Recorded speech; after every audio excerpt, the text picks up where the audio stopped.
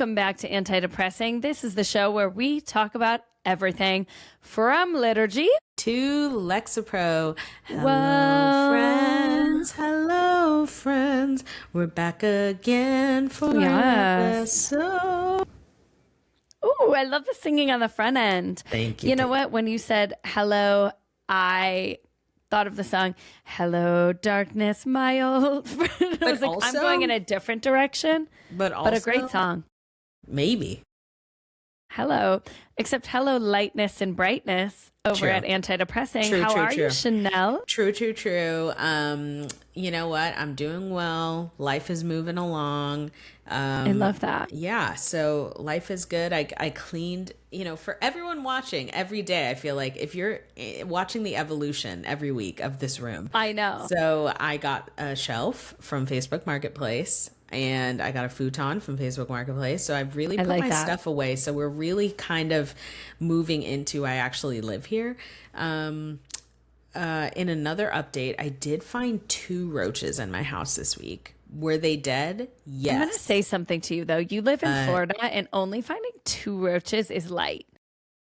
Like, you're doing okay, but I know it feels dirty. I know it feels dirty. The thing is that is making me feel like I'm filthy.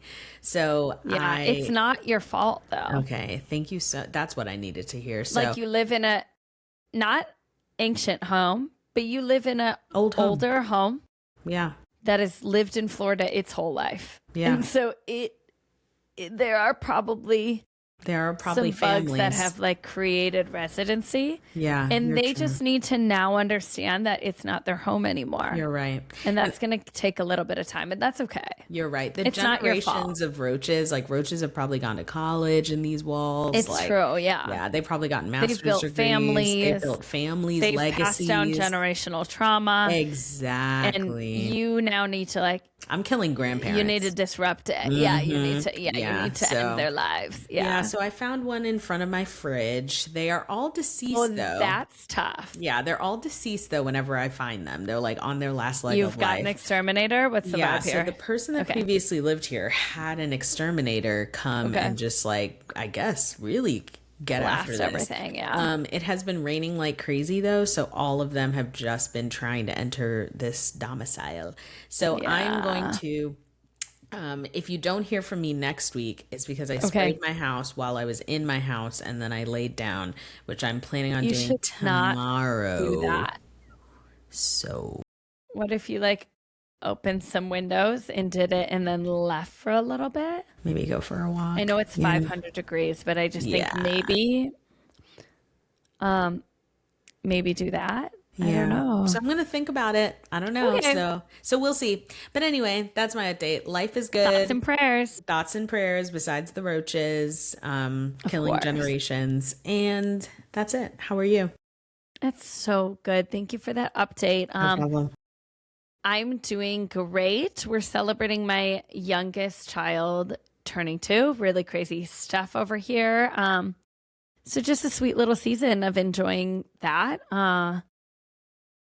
And also just being tired and relatively overwhelmed by life, work, motherhood, all the things. This is Anti-Depressing, so we keep it light. Chenele and I both have had some not just the roaches, but some house trauma this week. Let me tell you something. One of my friends once said, you're going to relate to this. My friend, Ashley, who you know, said to me once that I think her mother had told her the worst thing that anyone can ever call you in this life is a homeowner. And this is when I was wanting to buy a house, and I was I'm saving to buy a house, and she was let me tell you something.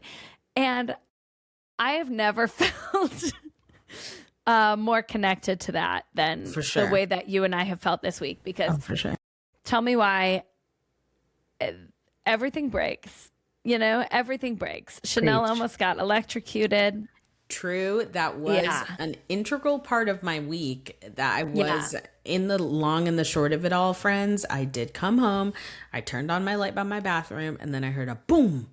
And then my light that has been in this house since 1974 fell from the ceiling, just detached by wires. I had to call. It's like not funny. Yeah, I was just going to go to sleep because honestly, I thought I can't afford this. It's too much work. Yeah, I'm just going to go to sleep. I can call someone like this weekend, right? So I ended up going on TaskRabbit, found this guy that was like, okay, can you send me a picture? I can come tomorrow. Sent him a picture. He said, oh my, for all my folks out here, right? We don't put that Lord's name in vain, but I'm telling a story. So he said, oh my God. And he said, I can come right now. And beautiful, bless him, Carlos, came over to my house and was like, hey, there's a bunch of like weird fuzz in here from the 70s and there's no electrical box, which is really weird. So there was literally nothing holding up a light except for some wires. And so he was like, you could have turned that on and one spark and then that's it. And so then that insulation is flammable. And so $400 later, I have a new ceiling fixture. And you better believe I turn that mess on every minute. And because you paid for that. Because I paid for that. And so you better enjoy it. And now you can pay for the electricity to keep turning it on. Can't wait. So. Yeah. And that is the long and short also of the no episode last week is that just being homeowners, the homeowners we are, the cursed title, we were exhausted and getting our booties kicked, to put it lightly. And let me tell you guys something. The way we're so dedicated to attempting to record the show and then not is we were supposed to record Wednesday night. Then I was like, I can't do this. Can we try Thursday morning? And then Thursday morning didn't happen. And then we're like, let's just do it Thursday night. It's no big deal. Then Chanel's ceiling exploded. Then I was like, it's fine. Let's record Friday morning. I slept through the whole thing. So then that was it. No episode. So sorry, you guys, but like, we'll start a GoFundMe for our house project. We're trying, and honestly, the truth of it all is that listen we are to this on Theo so that we can get our pennies. So that yeah. Because if you listen to this on Spotify, we'll never pay off Chanel's light. We'll never pay off my light fixture. If you download Theo and stream it on there, maybe she could. You might be listening saying like, isn't this show anti-depressing? Like, why are they talking about a $400 light fixture? Well, you're right. So. But let me tell you something. As a great philosopher once said, I get knocked down, but I get up again. Yeah. You ain't ever going to keep me down. And that's the anti-depressing news of it all, is we might get knocked down, but look at us now. And Chanel's we're right got here. Facebook Marketplace finds. Her home's getting beautified. We're back up again. We're here. Back up again enough to talk about some anti-depressing Catholic news, I think. We are. And we're ready because our anti-depressing Catholic news has everything to do with Pope Leo, who we love. Of course. And everything to do with baseball, who Chanel does not know much about, but she's ready to lean in. So you like the snacks? I do. You love the baseball snacks. So some of the best snacks in professional sports, I would say. I take back my statement. Yeah. I do know a lot about baseball, as a matter of fact. Yeah. So the White Sox, just a few days ago, had their celebration for the Pope. And so they had a Pope hat giveaway on Tuesday for the Red Series opener. This is according to MLB.com. Just over 40,000 Pope hats were scheduled to be distributed. So the Pope hats are like big pointy hats. If you're trying to guess at what that is, 38,113 people were in attendance. One of my favorite. Crazy. Yes. So if you don't know, now you know that Pope Leo is a White Sox fan. There is a picture. Somehow people were able to capture a picture of him at what is the final game of baseball called? The World Series? The World Series. They were able to find a snippet of him in the crowd back at the World Series forever ago. And so, because Pope Leo's from America, we're all like so obnoxious. So this was a big Pope Leo celebration. My favorite thing about this, though, was it's not called halftime. What is it called? It's called, oh, come on, like friends. The 7th inning stretch? Yeah, it's like that pause in baseball. Okay, yes. Instead of like music and rah, rah, rah, they gave the sign of peace to everyone was invited to give the sign of peace. And for that, I love it. Seriously, so iconic. Yeah, I just like really love it. I do want to say, if you have a Pope White Sox hat, please DM us for our P.O. box information, because I would like to get one, because you would like to have one. Chenele, so funny. One of my older sisters went to the game, got a hat. We'll have to ask her if we can try it on at least. I'm sure her children are going to claim it as their own. But we should go see it. I feel like it's important to us. I literally love it. So I'll send you the picture. I literally love it. And so that is our anti-depressing Catholic news is Pope Leo's making waves. Yeah, he is making waves. AJ Pierzynski, a one-time White Sox catcher, visited the Vatican, and he sported a Pope hat as he left the ballpark after his Fox broadcast. And he said that, I have a lot of friends who ask, don't you think it's crazy the Pope probably knows your name? It is cool. It's a really cool thing. I think it's good for the ball club. It's good for the fans, and I love it. And so do we. So cute. Popes, they're just like us. They're just like us. So I wish you peace. Speaking of peace is cute. There should be a sign of peace at all sporting events. There really should, honestly. I'm just saying. That should be like a stop with the music. Pledge of Allegiance, sign of peace, And honestly, I agree. Or whatever it is. National anthem? I concur. National anthem, sign of peace. Sign of peace. There it is. Yeah. Drop in the chat if you agree. Speaking of peace, I will have no peace, because it was just confirmed that Julie Andrews has confirmed that she will not be partaking in Princess Diaries 3. Now, she is 90 years old, so maybe that makes sense. I just think there's a point where we can let her rest. Yeah, and maybe she's given us so much of herself. The last one came out in 2004, like maybe it's time. But also, what have they been doing? It's 22 years. They knew we wanted this the whole time. Do you know what I mean? They did, yeah. But Prince, oh my gosh, I'm going to say Prince Hathaway. Anne Hathaway. Princess Hathaway, for real. Honestly, say what it is. She is on a generational run right now. She's been booked and busy. The Odyssey. Yes. What else did I just see her in? Verity, The Odyssey, Devil Wears Prada 2, The House on the Other Side of the Street. She's gonna be that. She's gonna play that trad wife in some book to movie thing that's coming out. She is. Yeah, she's doing a lot.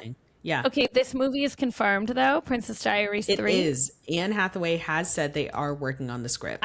I do think we talked about this, and I forgot. Yeah. Okay. Yeah. So it is happening. Did they give us anything? But just today, though, Julie Andrews did confirm that she will not be a part of it, which is upsetting. But that is okay, because she should rest. Now, there have been rumors swirling about the plot. And I would like to say that, remember last week, friends, when I said what Spider-Man Brand New Day would be about? First, I was absolutely wrong. We talk about it? Can we talk about how wrong you were? Yeah, I was absolutely wrong. I don't want to give spoilers. It's so close to that movie coming out, and so for people who haven't seen it, we don't have to deep dive. Mm-hmm. All we have to say is that Chenele was wrong. Chenele was wrong. And I was right. It was a romance movie. Not enough romance is my official review. I actually loved the movie. I could have done with more romance. Could have done with more romance. But yeah, it was a great movie. An amazing movie, actually. A non-confusing superhero movie. Kevin Feige has said that he agrees that superhero fatigue is a real thing. Do you know how they're going to end the multiverses? How? Has Steven talked to you about this? No. I love that. I'm like, has Steven talked? You obviously haven't Googled this, but I know that he updates you. Okay, I'm not going to get all the details right. So if anyone's really annoying Marvel fan, please tune out. Okay. Love it. Essentially, in Doomsday or Secret Wars or one of the movies that's coming out, I think it's going to be Doctor Doom. They're going to have to blow up all the universes and only keep one. That's how they're going to go back to them not being a multiverse. Is like every planet is going to get blown up except for one. You know, and honestly, that makes sense because I couldn't think of a way that they could roll back this whole multiverse thing. But talk about really getting yourselves in a sticky situation. Like, we need to kill everyone. Because they're like, you know what? Remember when Thanos said we need to kill because there's too many freaking people on this planet, in this world? They were like, you know what? Yeah. Us too. But instead, let's do it years later. Except they are going to make like a villain do it. You know, like I think it's Doctor Doom, a.k.a. Tony Stark. But are they going to like run it back? Are they going to run it back though and be like, oh, well now we need our planets back? No, I think they're going back to original ones. So like, I think that Tobey Maguire as Spider-Man is going to be in it. It's been rumored. That is the rumor that Tobey Maguire, so they're going to start off with Tobey Maguire in like another universe. And then he's, I think, going to have to die because like they need to only have one Spider-Man. Like they are going to eliminate it down to like there's only people from this one Earth. And I'm presuming it's our Earth that gets to carry on. I have a question though. Yeah. So, it's very confusing. Okay. So if this is what they do and they get rid of all of the, like all the variants, and there's just one of each character. I'm following you. So then there's no... It sounds less complicated. So then there's no like Earth 31245. There's none of that. There's one Earth. Wow. Okay. So one world, one family. Shine a light and set it. Okay. So then that means that there's like no Miles Morales because so this is where it gets confusing. Okay. Because I've also seen it rumored that like Miles Morales is going to be who takes over Spider-Man. So I guess that wouldn't be a problem if Tom Holland is gone and then it's Miles Morales. You know, like if there's only one. I don't know. You guys, I don't know. How are they going to walk back this multiverse? Who knows? But honestly, blow it up, start over. Because it didn't work. It has been pretty overwhelming. So I was very wrong about Spider-Man. I will probably be wrong about Princess Diaries 3. Because I do believe, which like any next movie that we have, especially like the new Shrek coming out that they released a trailer and everybody Are they going to redo it because it looks so bad? Dude, everybody was like this. First, the animation. Poo-poo. Yeah. Second, the storyline. It's like we all know. It's like, okay, Zendaya's a teenager. She's going to say, Dad, this is your dream, not my dream. I want to go and do a... And then Zendaya's in that too? Yeah. Generational run. Yeah. Then Shrek's gonna be like, oh, you can't trust humans. Why is he Jamaican? I don't know. So then they go off on some trip. So Princess Diaries 3, like every movie that there's no creativity anymore, they're just going to invite like this young person to basically have the same story from the first one, and they're just gonna kind of like do the same story but with another person. So the rumor is that Princess Diaries 3, Queen Mia is going to discover she has a 15-year-old half sister that's kind of edgy. And how half? So her dad? It's a half sister from her late father. How would that kid only be 15? Who had a secret child, okay, who was being mistreated by relatives, prompting Mia to step in, seek custody, and guide a sarcastic teenager through royal life. Okay, does this not sound like Princess Diaries? Yeah. Wait, this is her niece or her sister? Half sister. This is confusing. Okay. So I got it. That's like the rumor. It hasn't been confirmed. Okay. That has not been confirmed because Anne Hathaway has been like, we're working on the story. So is she going to be like married now? To someone she did not get married. Remember, she became the Queen of Genovia and just kind of rocked it. I just thought maybe she'd fall back in love with Michael at some point, you know? So that's the rumor, friends. So we'll see. Will Chenele and Jasmyn be right? Who knows? So we'll stay tuned. I'm making no guesses on this except for, I don't know, maybe I'm just in a romance movie thread, but I just honestly, my biggest hope for this movie is that it has its same kind of humor and that they can carry it sans Julie Andrews. Like, that's going to be tough because like the grandmother granddaughter dynamic was everything. It was. So it is going to be interesting to see how they make that happen without it, you know. It truly is. And without her sage wisdom. And Will, what's his face? Oh gosh, what is his name? The security guy? Yeah, what's his name? I don't know. I want to say like Massimo, Joe. but I feel you were right. Yeah. I said Massimo. Yeah. I want to say that Joe and the mom might come back. I hope so. Because I want to see that crazy chick. Also the best friend. Throw more paint. Best friend. I want to see her throwing paint. That scene altered my brain chemistry. I was like, that scene. she's a free so artist free. That somehow lives in this like 3-story like megaplex. It was in like California. A firehouse. It must have been an old firehouse. Honestly, none of it made sense. And she wears overalls and throws darts at paint balloons. But we can do is dream. And that's what Princess Diaries taught us. And that is what the third one will teach us by telling us the exact same story with different people. So that is kind of what we're doing. Yeah. So we're excited. Speaking of something that's telling seemingly the exact same story with different people. Yeah. By the time this episode is released, it will be the day of the Camp Rock 3 premiere. Demi Lovato has confirmed that she is reprising her role as Mitchie Torres, so she will be in the movie, as predicted by Chenele Shaw. So good job, Chenele. I'm really excited to watch it. I hope it's like that. I hope it's that. I hope it's like so cheese. That's all I want. I did see a snippet from it of someone singing "This Is Real, This Is Me," but like a new version of it. Okay, was it bad? It was not good. And this is, again, we're lacking creativity, and that's okay. I'm going to lean into it. But let me see. I'm fine with the nostalgia, but make it good. I just want to see a scene where they say, she's really good. And then someone's like, do, do, do, do. No, literally me too. And doing like the most mediocre thing possible. I do want to see that. So yeah, you guys. As well. I don't know. So stream Camp Rock. We'll have a chat about it, I'm sure, next week.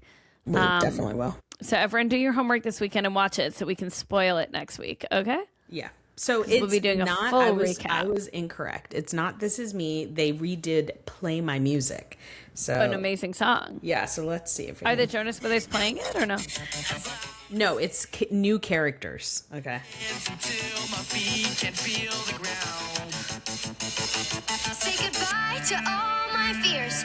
One good song, they disappear, and nothing in the world Wait, can cut it out before we get sued.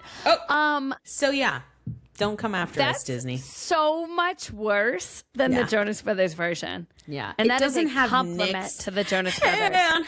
Hands up, then it's shaking, heart breaking. It doesn't have that like what you feel. When you're like, I had to take off that.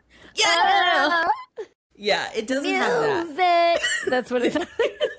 There we go. It needs to have that. Don't listen to that original recording and tell me it doesn't sound exactly like we. It needs to have like that kind of like. If you're not straining, if you can't see this one popping, if you're not straining those muscles and like pulling back with everything you've got, then you're not doing it. You're not just playing your music. So we'll see. Camp Rock 3, Princess Diaries 3. There's a lot of 3s coming out. Shrek 17. 3. Yeah, things are coming out. Things are happening. Know. Speaking of Camp Rock, let's slide over to Joe Jonas. Yes, Joe Jonas has said publicly that he started going to therapy after his album release was a big wah wah wah. In 2011. In 2011, so way back. So he's talking about how he sought therapy for the first time. According to Billboard.com, he said he tied a lot of his self-worth to his success before turning to therapy. This was on an episode of our other favorite podcast, Hey Jonas. Hey Jonas. So, and this is the segment of Anti-Depressing where we recap Hey Jonas for all the ladies out there.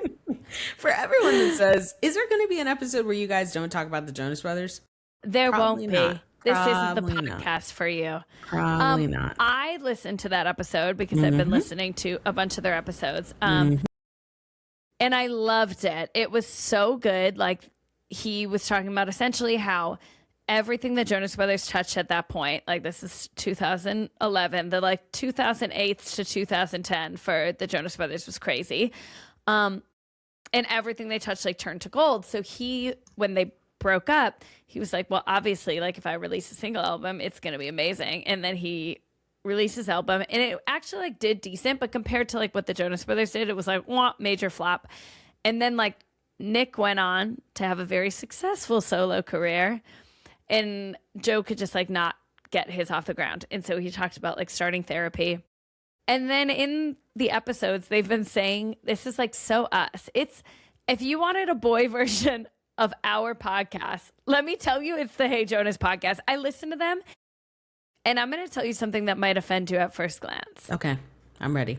You are the Joe Jonas of the podcast. And I honestly agree. I don't disagree. And the more I hear him talk, the more I'm like, in another life, you two had found each other because he is you and you are him. The things he says, it is the same. It cracks me up. I sent one of his clips to like Juliana the other day and was like, tell me you haven't heard Chenele say this. I was like, this is so crazy. It's really funny. Like, but they were talking about how they should have all their therapists on for an episode to like talk to them. And then they were like, maybe that's like an ethics violation. They're like, we just need like a removed therapist, like a therapist we don't know to come on and like do family therapy for us on an episode, which fully support. They should do that. Support. And like, we should do that with a therapist. We need a therapist to come on and do like friendship therapy to us. Would that be our most listened to episode yet? I think people would love it. And I have a handful of therapists we could ask. Multiple that we're both thinking about right now. So we should let's table this, but I think it's a really good idea. Then they were like, yeah, we need to have all of our therapists. On one episode, they were like, we should have all our dentists come on. Like, just the most random. It is seriously, you guys, it's actually funny. But that took me out in them, like the therapy thing, and them actually talking about like them all seeking therapy. And like Kevin in an episode talked about how he has like almost no memories from the early days of the Jonas Brothers. And he's like the oldest, but how it was actually really traumatic to be like 18 or like 17, 18. Then all of a sudden, like he's 20 and he's still playing like kids shows. And because Nick was only like 14, 15, like they're still, all the rules are applying to him that are applying to like a younger kid. Yeah. And how he was like, I just felt like I need to like fight back against the machine. And he's like, not the machine, like, you know, like punk rock, but he's like against like what the Jonas Brothers were, because I just didn't feel like I could like have a life. And it's just really fascinating to see them kind of like process that, but also to all be so normal for like child star standards. Yeah, it's really wild. The one other thing I wanted to tell you, and I was going to just call you about this, but might as well tell you on the podcast. Can't wait. Was Joe, they do like certain episodes where people have called in and left voicemails, or they like live call. And one of the episodes, someone called in and was like, I'm calling for like relationship advice. Like me and my boyfriend, I think they've been dating for however long. Like I want to get married. He hasn't like proposed yet, whatever. And they were like, Nick, I know you had like a shorter engagement, and like Kevin, you guys dated for longer. So like if you have any advice. And the first person to speak was Joe. And he's like, kind of crazy she didn't ask my advice on this. And it's like so funny. And his brothers are like, because for those of you who don't know, Joe's divorced. And so it's just really funny that they're actually willing to like truly make fun of themselves and like be okay with that. And it's good. It's good stuff, you guys. It's good stuff. So after you listen to us, listen to Hey Jonas, especially. But actually just listen to our recap. Honestly, scratch what I said. Listen to our recaps.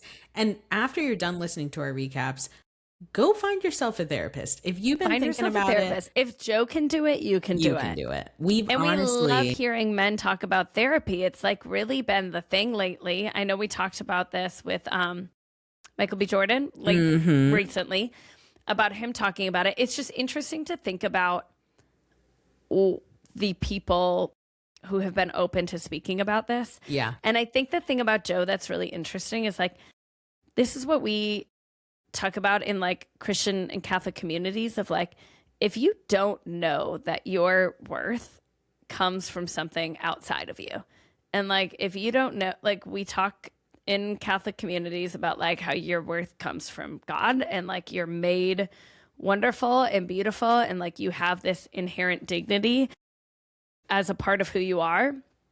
And like if you don't truly believe that and internalize that, then yeah, of course, as like a young child star, Joe's connection to like his success and his value as a person came from starting when he was a teen. Yeah. If his music was successful or not. So then his first album flopping, it's like, oh shoot, like, so I'm not good anymore. And that's really like destabilizing. And I'm sure many of us have had situations like that. And if you don't like know the fullness of the truth of like, there is more for you and like you were created for more and that you have value outside of what you create, then this could be like really, really horrible and really traumatic, you know? So our encouragement is to lock in. Lock in who you are, who God is. Let it drill itself into your brain. There it is. And if you need to process that, do that with a therapist and continue to pray about it. Both and. Thank you, Jonas, for bringing us closer to Christ. Thanks, Joe. Thanks, Joe. For our last story, speaking of the next thing to Christ, Zendaya has been... She's been doing a lot. Going viral. Again, generational run. She's in everything right now. So a London cinema has been going viral for posting on their outside like sign welcoming to the movie. They said, still showing The Odyssey in 70 millimeter, featuring Zendaya, and Spider-Man starring Zendaya's husband. And they have been going viral. It's funny because they're in both. Yeah, they have been going viral for, I mean, that's just hilarious. And Zendaya and Tom are in both. And also people have been talking about how funny it is because it's so giving micro-feminism, which for people listening, you might be thinking like, okay, what's micro-feminism? Micro-feminism is like a small way of it's like a small movement, small way of breaking gender norms. Whereas like normally maybe you would have said like Tom Holland and Zendaya. Maybe you say Zendaya's name first, you know, just a little touch way of kind of breaking gender norms. So people have been talking about it and it's kind of, you know, sparking a lot of conversation. So something that I thought we could do is there's a list that I found of small ways that people are practicing microfeminism.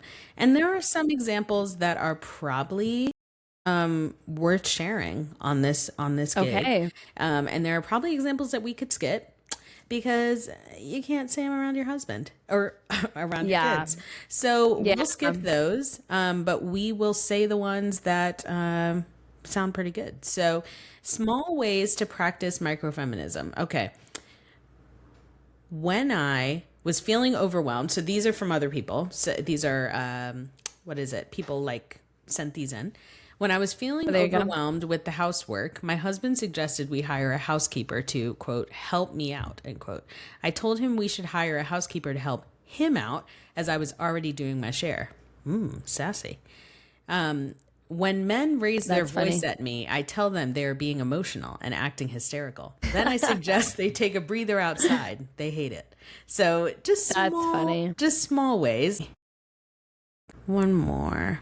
I ask men how they balance their career with family life, which honestly, that's my favorite one. Because I feel that so many times women, I don't think I've ever heard someone ask a man, how do you balance your career with family life? But every 2 minutes, there is a woman. Every time a woman is asked that, an angel loses their wings, because it's way too much. Let's see. What's another one? I've changed Alexa to a male voice so my son doesn't get used to asking women to do stuff for him. Okay. Okay. Let's see. Okay. Last one, friends. When male colleagues tell me he and his wife are having a baby, I ask if he thinks he'll come back to work after the baby's born. And I just really think that there are so many ways that we can all like break these, gender norms and just kind of practice our own microfeminism. And if you're interested in this list, there are like 50 of these points. There's so many. I know. And there's so many, and they are so funny. And it's funny because there's like a notch of truth in each one of them. And so Zendaya, who has been making a generational run, along with her husband, Tom Holland, who has also been in everything this summer. They've been doing the most. We are proud of you, Zendaya, for doing what you got to do and being the woman of our dreams in almost everything that we've seen all summer. And we are proud of you, London Cinema, for humbly mentioning Zendaya's husband in your advertisement for your Spider-Man Brand New Day. It's kind of you to include him. It's kind of really nice to include him, because in a lot of ways the world can be like pretty depressing, but thank God we aren't, and neither is Camp Rock or Zendaya or her husband, who shall not be named. So thank you guys for listening. We love you guys. We'll see you next week. Until then, arrivederci, go to therapy. Love ya. Bye. Bye.